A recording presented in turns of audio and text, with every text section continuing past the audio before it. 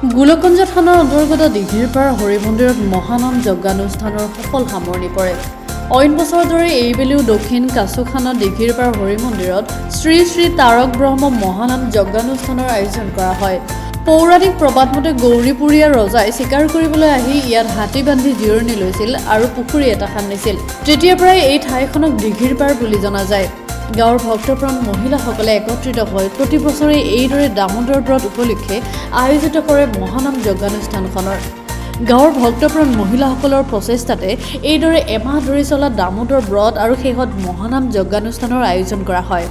ইফালে দিঘিৰপাৰ হৰি মন্দিৰত দামোদৰ ব্ৰত উপলক্ষে আয়োজিত মহানাম যজ্ঞানুষ্ঠানত হাজাৰ হাজাৰ ভক্তৰ সমাগম ঘটে। ধুবুৰীৰ পৰা অমিতাভ কৰ্মকাৰৰ ৰিপৰ্ট গ্লোবেল এনি 24x7। আমি মহিলাবিলাকে আৰু পুৰুষবিলাকে সকলোৱে লগ লাগি আমি নাম অষ্টপ্ৰহৰত এখন কমিটি গঠন কৰি সকলোৱে লগ লাগি আমি অষ্টপ্ৰহৰখন আজি আৰম্ভ কৰিবলৈ লৈছোঁ। নাম কি আছিল? হৰি মন্দিৰ দিঘিৰপাৰ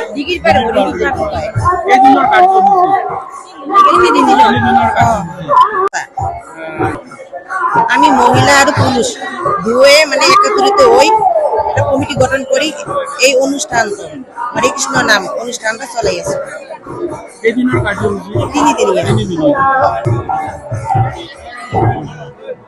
অহাকালি আমি দধি মঙ্গল ভাঙিম আৰু মহন্ত বিদায় কৰিম আৰু গোটেইখিনি মানুহ ভক্তবৃন্দসকলক প্ৰসাদ বিতৰণ কৰিম।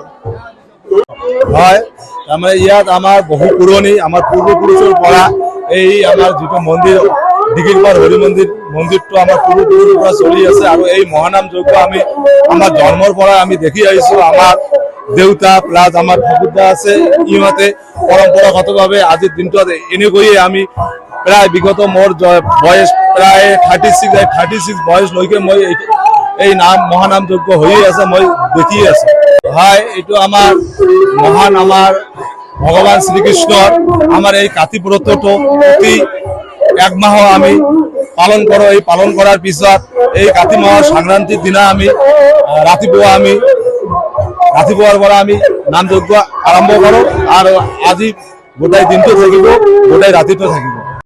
আমাৰ এইটো পুৰণি একেবাৰে সনাতন ধৰ্মীয় যিটো আমাৰ সংস্কৃতি, সনাতন ধৰ্মীয় সংস্কৃতি হিচাপে বহুত একদম আমি ইয়াৰ সৃষ্টিটো ক'ব নোৱাৰোঁ। ইয়াত তেতিয়াৰ পৰা এই মন্দিৰ প্ৰতিষ্ঠা হৈছে আমাৰ পূৰ্বপুৰুষৰ পৰাই, আমি ইয়াৰ জন্মৰ কথা ক'ব নোৱাৰোঁ।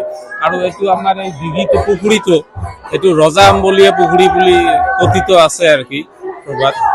গতিকে এই আধ্যাত্মিক অনুষ্ঠানৰ জৰিয়তে আমাৰ উঠি অহা কণ কণ ল'ৰা ছোৱালীহঁতেও যাতে আমাৰ এই আধ্যাত্মিক সংস্কৃতিটো বজাই ৰাখিব পাৰে, ধৰি ৰাখিব পাৰে, আমাৰ সনাতনী সংস্কৃতি যিটো, তাৰে প্ৰচেষ্টা হিচাপে আমি এইটো জীয়াই ৰাখিবলৈ